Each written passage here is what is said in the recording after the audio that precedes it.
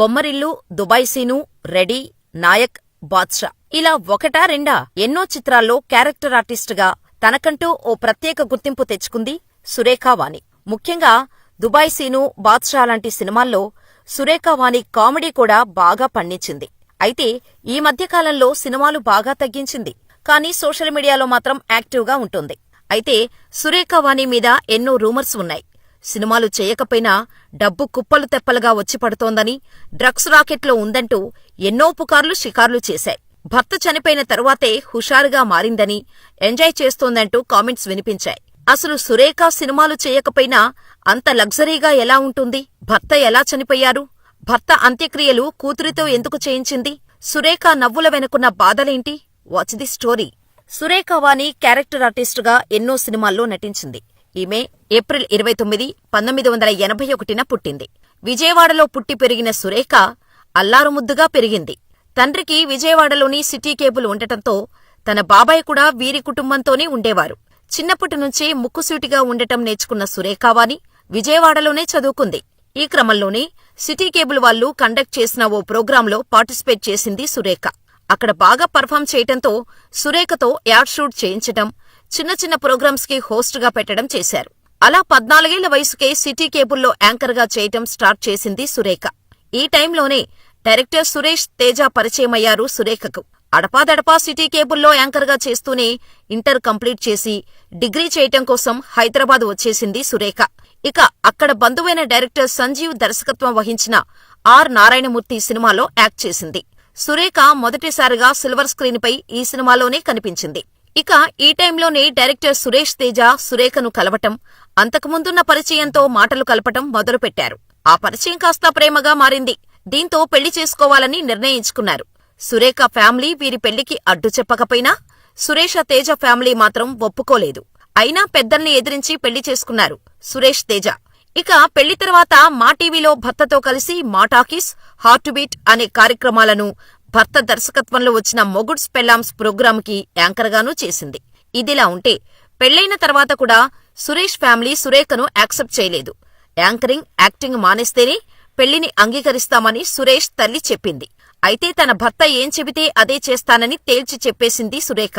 అయితే సురేఖ వాణి యాక్టింగ్ మానేయటానికి సురేష్ తేజ అస్సలు ఒప్పుకోలేదు. తనకి చాలా టాలెంట్ ఉంది, మంచి నటి అవుతోంది, తనకు కండిషన్లు పెట్టకండి అని సురేష్ తేజ ఫ్యామిలీకి క్లియర్గా చెప్పేశారు. దీంతో ఫ్యామిలీ దూరం పెట్టేసింది. ఇక ఈ గొడవలు జరుగుతుండగానే సుప్రీత పుట్టింది. పాప పుట్టిన తర్వాత కూడా సినిమాల్లో యాక్ట్ చేసే అవకాశం వచ్చింది. అలా 2005లో వచ్చిన సీనుగాడు చిరంజీవి ఫ్యాన్ మూవీలో యాక్ట్ చేసింది. ఇక అప్పటినుంచి వెనక్కి తిరిగి చూసుకునే అవకాశం రాలేదు సురేఖకు. Stalin, Bhadra, Bommarillu, Notebook, Dubai Seenu, Ready, Ullasamga Utsahamga, Ganesh, ఓయ్ ఇలా వరుసపెట్టి సినిమాలు చేసింది. దాదాపు 50 సినిమాలకు పైగా నటించింది. భర్తకు డైరెక్టర్గా అవకాశాలు లేక ఇంట్లోనే ఉండటంతో కుటుంబ బాధ్యతలను తనపైనే వేసుకుంది. తను యాక్టింగ్ చేస్తే వచ్చిన డబ్బుతోనే ముగ్గురూ బతికారు. అంతా హ్యాపీగా ఉందన్న టైంలోనే సురేష్ తేజకు హెల్త్ డిస్టర్బ్ అయింది. అనారోగ్య సమస్యలతోనే 2019 మే 6న చనిపోయారు. అయితే సురేష్ చనిపోతే కనీసం పాడె కూడా మొయ్యటానికి సురేష్ తేజ ఫ్యామిలీ మెంబర్స్ రాలేదు. అంతేకాకుండా తలకొరివి పెట్టడానికి సైతం ఎవరూ ముందుకు రాకపోవటంతో సురేష్, సురేఖ కుమార్తె సుప్రీతనే తలకొరివి పెట్టింది. అయితే అప్పటినుంచి సురేఖ మీద రూమర్స్ మొదలయ్యాయి. ఆ రూమర్స్ అన్నిటికీ గట్టి కౌంటర్ ఇచ్చింది సురేఖ. సురేష్ తేజ చనిపోవటానికి 10 ఏళ్ల ముందు నుంచి షుగర్ సమస్యతో బాధపడుతున్నారని, తర్వాత 4-5 ఏళ్లకు రక్తం గడ్డకట్టేయటం అంటే బ్లడ్ క్లాటింగ్ టెండెన్సీ ప్రారంభమైందని చెప్పారు సురేఖ. ఆ క్లాట్స్ ఎక్కడవుతాయనేది ఎవరికీ తెలియదు. ఊపిరితిత్తుల్లో కావచ్చు, బ్రెయిన్లోనూ బ్లడ్ క్లాట్ కావచ్చు. తనకు లంగ్స్, బ్రెయిన్లో క్లాట్ అయినప్పుడు ట్రీట్మెంట్ చేస్తే సర్దుకుంది. కాని ఓసారి కాలిలో బ్లడ్ క్లాట్ అయింది. దాంతో కాలివేళ్లు తీయాల్సి వచ్చిందని అప్పుడు పడ్డ బాధలనంతా ఇంటర్వ్యూలో చెప్పుకొచ్చారు. చివరికి డయాబెటిక్ వల్లే హార్ట్అటాక్ వచ్చింది. కాని అది హార్ట్అటాక్ అని ఎవరికీ తెలియలేదు. ఆయాసంగా ఉందని చెబితే తన డ్రైవర్ ఆస్పత్రికి తీసుకువెళ్లారని, అప్పుడు తను మార్కెట్కు వెళ్లానని డ్రైవర్ ఫోన్ చేసి విషయం చెప్పటంతో వెంటనే ఆస్పత్రికి వెళ్లినట్టు సురేఖ చెప్పుకొచ్చారు. ఆ ఫోన్ వచ్చిన తర్వాత 30 నిమిషాలకే భర్త చనిపోయారని కన్నీళ్లు పెట్టుకున్నారు సురేఖ. డయాబెటిస్ ఉండటంతో తేజకి గుండెలో నొప్పి తెలియలేదు. సడన్ గా హార్ట్ బీట్ ఆగిపోయింది. దేవుడు 1 గంట అవకాశమిస్తే తేజతో మనసు విప్పి మాట్లాడాలనుంది. కనీసం కలలో అయినా తేజ కనిపిస్తే తనతో మాట్లాడాలని ఉంది. తనను క్షమించమని అడగాలని ఉంది అని చెప్పుకొచ్చారు సురేఖ. మళ్లీ పెళ్లి చేసుకోమని ఇంట్లోవారు అడిగారు. కానీ తనకు రెండో పెళ్లి ఇష్టం లేదని స్పష్టం చేశారు సురేఖ. కేపీ చౌదరి డ్రగ్స్ కేసులో తనను అనవసరంగా ఇరికించారని చెప్పుకొచ్చింది. ఈ విషయాన్ని తలుచుకుంటూ అప్పుడు నేను మానసికంగా ఎంత నరకం చూశానో, 1 నెల రోజులు డిప్రెషన్లో ఉండిపోయాను. ముద్ద దిగక ఏడుస్తూ కూర్చుండిపోయా. మీ చెడు తిరుగుళ్ల వల్లే ఇదంతా అని నోటికొచ్చింది తిట్టారు.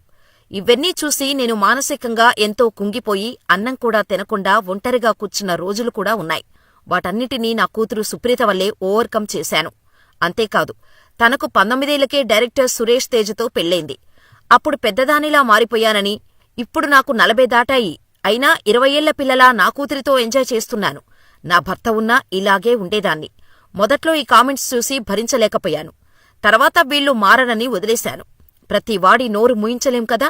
నా గురించి వీడియోలు తీస్తూ డబ్బులు సంపాదించుకుంటున్నారు. సింగిల్ పేరెంట్ని కాబట్టి ఇలాంటి విమర్శలు, ఎత్తిపొడుపులు ఎలాగో ఉంటాయి. నాకు ఎవరితోనో ఎఫైర్లు ఉన్నాయి.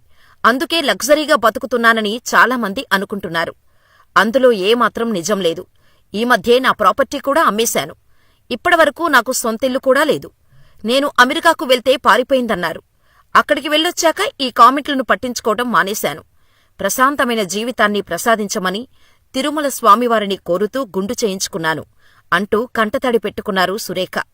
ఇదిలా ఉంటే సురేఖ వారి కూతురు సుప్రీత మరికొద్ది రోజుల్లో హీరోయిన్గా వెండితెరకు పరిచయం కానుంది. ఇప్పటికే తన డెబ్యూ మూవీ పూజా కార్యక్రమాలు కూడా పూర్తయ్యాయి. అయితే ఈ సినిమా విడుదల తేదీ ఇంకా ప్రకటించలేదు. ప్రస్తుతం ఈ సినిమా షూటింగ్ జరుగుతుంది. ఈ సినిమాను మాల్యాద్రి రెడ్డి దర్శకత్వం వహిస్తుండగా M3 మీడియా బ్యానర్పై మహేంద్రనాథ్ కూండ్లా నిర్మిస్తున్నారు. Hi hello all. చిల్కూరు దగ్గర ఎక్స్పీరియం అని ఒక మంచి ప్లేస్ కొత్తగా స్టార్ట్ చేశారు. అసలు ఎంత బ్యూటిఫుల్ గా ఉందంటే, ఇది జస్ట్ మేము ఎంట్రీలోనే ఉండగానే చాలా ఎక్సైట్ అయిపోయాము. చాలా అంటే చాలా బాగుంది. అంటే ఇక్కడ ఇంకా చాలా ప్లేసెస్ ఉన్నాయి. And they also took 7 years to construct all this. ఇంకా 2 years మిగిలింది, బట్ స్టిల్ వాళ్ళే స్వయంగా ఇవన్నీ పెంచి చేశారంట.